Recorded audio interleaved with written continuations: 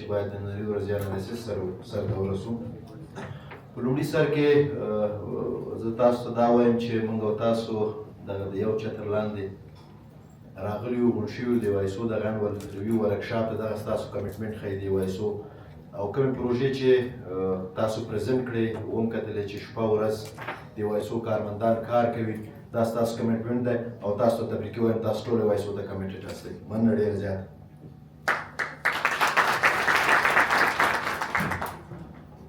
په ډېری پریزنټیشنونو کې موږ وکتلې چې موږ ډېر ښه اچیومنټونه درلودل، خصوصا د کوارډینیشن په برخه کې چې ټولو پروژو ښه کوارډینیشن درلوده د DFA سره، د سټاک هولډر سره، د کلسټرو سره او د ډونر سره. دا یو ډېره مثبته نقطه وه چې په ټولو پروژو کې وه او ټولو پروجیکټ منیجرانو دا مسله هایلایټ کړه. دا به هم تاسو ته مبارکي وایم. دویم موضوع د کمیونیکیشن وه. ترو اوټ د پریزنټیشنونو ولیدل شو چې تاسو همیشه د خپل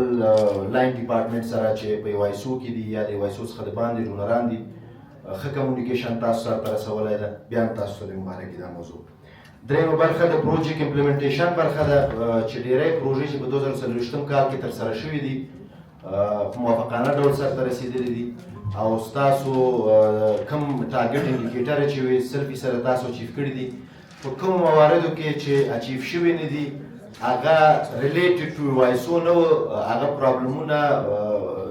څه نور فکتورونه درلودل،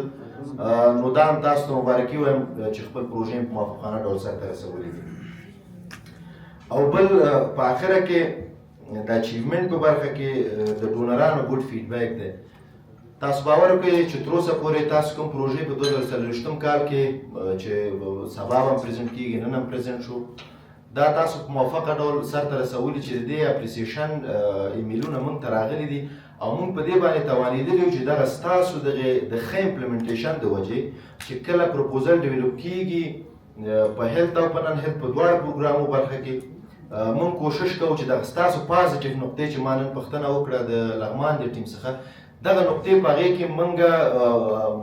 یادوري ترې کوو او د ډونر څخه هغه د خپل د سکسس یوه علامه ورته ښیو چې موږ ته دغه پروژه راکړل شي.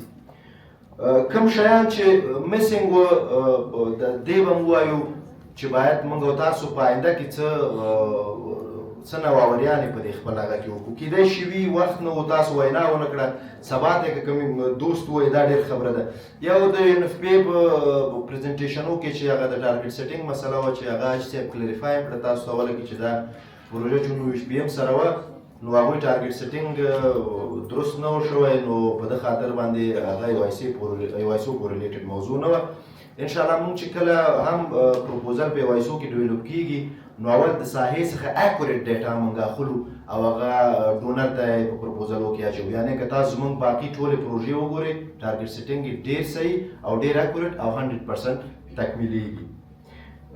یو شی بل چې مس ما ولیده نن د دغو نه پروژو نه چې مثلا اقبال صاحب د سکول فیډینګ د پروژې خبرې وکړې، د UNFPA د ټول زونونه یو کس حتمني پروژې پرزنټ کړي او شپه ورځ مثلا تاسو کار کوي. یو داسې سکسس سټوري چې موږ وغواړو چې دا د AYSO په نیوزلیټر کې یا په بروشر کې یا په خپل په میډیا برخه کې موږ دې ته پبلیکیشن ورکړو،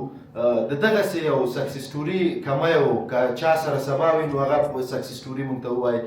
ډېر پروژې موږ لرو، ډېر خبرې مثلا تاسو نه په میټینګو کې موږ اورو چې په دې انول ریویو ورکشاپ کې چې موږ او تاسو راټول شوي اوس باید یو ښه سکسس سټوري پرزنټ شوی و. که پرزنټ شوی نه تاسو یو دانه سوال ته پرزنټ کړئ دا به ډېر ښه وي.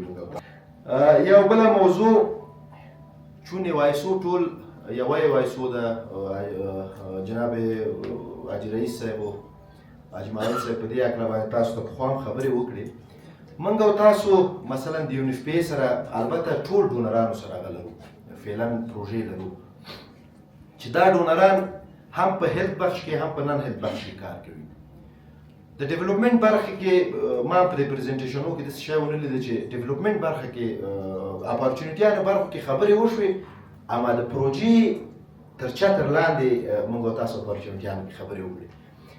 په میټینګو کې چې موږ کله اشتراک کوو وګورو مثلا د UNFPA په پروژو کې موږ د میټینګو کې اشتراک کوو وګورو چې بدون زموږ د دغې پروژې نه نور انجوګانې په کوم برخو کې کار کوي او وایسو ته دلته څه سکوپ دی چې وایسو راشي دغه نور انجوګانو ځای ونیسي او په نورو پروژو کې موږ او تاسو کار وکړو. مثلا یونیسف په قندهار ریجن کې په واش کې ډېر فنډینګ لري، په ایجوکیشن کې ډېر فنډینګ لري. موږ مثلا د سی بی نای یا د نورو پروژو پروجیکټ منیجران چلته اشتراک کوي، باید وګوري چې نور څه اپورچونټیانې دي د وایسو دپاره چې موږ وشو کولی چې مرکزي دفتر ته خپل د کاردیناتورانو له طریقه اول راشي، بیا ټاپ منیجمنټ سره دا خبر شریک شي چې هغه اپورچونټیانو باندې ټاپ منیجمنټ کار وکړي او وایسو ته نور هم لاسته راوړنه ولري. په اخره کې ډیری دوستانو د لیست بجټ چې سبحاني صاحب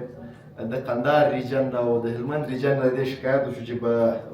بجټونه ډېر سپیسیفیک دي. ګوره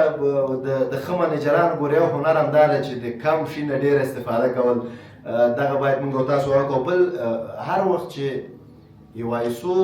چېرته پروپوزل ورکوي، تاسو ته خو معلوم ده تقریبا 6,000 انجوګانې دي چې ثبت دي د اقتصاد وزارت سره، اما دا کمپټیټیو بیس پروپوزلونه دي چې کمپټیشن بیس باندې مخ ته ځي. موږ کوشش کړی هغه بجټونه چې ریلیټډ ټو پروګرام دي او سپیسیفیکلی پروګرام ته اړتیا ده هغه ټول پکې کنسیډر شوي دي، او کوم اضافي شیان چې دي زه په دې باندې مطمئن یم کوم پروژې چې موږ امپلیمنټوو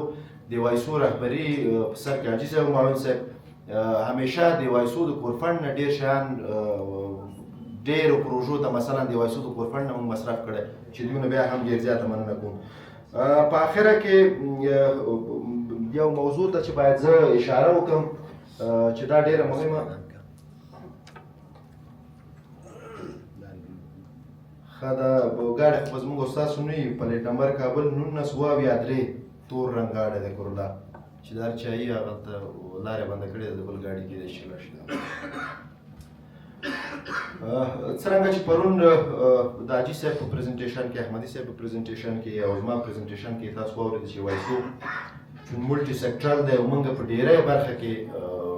ډېرو کلسترو سره په نیشنل لیول باندې راجستر یو او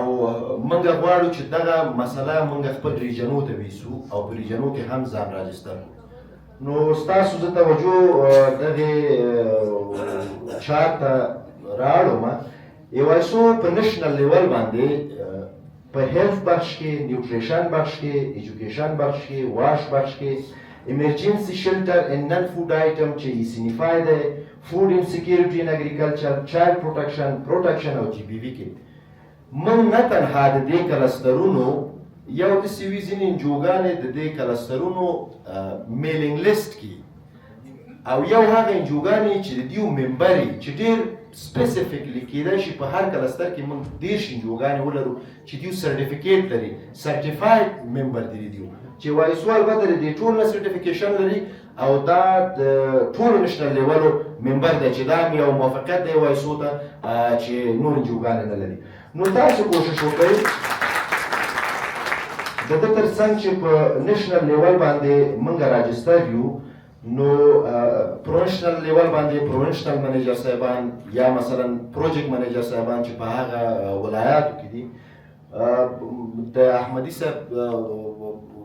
وکالتا د احمدي صاحب د خوا نه هم دا خبره زه وکړم چې ما هغه په توافق سره ورسېدو چې په یو هفته کې د دې خبرې ریزلټ باید تاسو موږ سره شریک کړئ. ما او احمدي صاحب سره تھرو ایمیل چې تاسو څومره په دې کار کې پروګرس کړی.